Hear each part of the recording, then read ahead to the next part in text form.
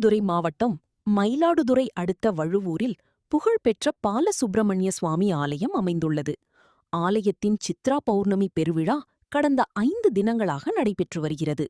விழாவின் முக்கிய நிகழ்ச்சியான காவடி உற்சவம் இன்று நடைபெற்றது.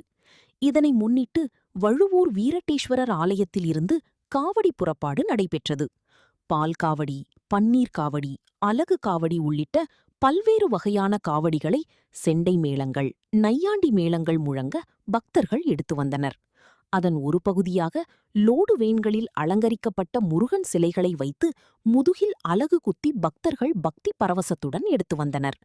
இதுபோல் பெரிய கல் உருளைகளை கயிறு கொண்டு முதுகில் குத்திய அலகின் மூலம் பக்தி பரவசத்துடன் இழுத்து வந்தனர். 4 ரதவீதிகள் வழியாக பாலசுப்பிரமணிய சுவாமி ஆலயத்தை பால்குடம் ஊர்வலம் வந்தடைந்ததும் முருகனுக்கு சிறப்பு அபிஷேக ஆராதனைகள் நடைபெற்றது. திரளான பக்தர்கள் பங்கேற்று சுவாமி தரிசனம் செய்தனர்.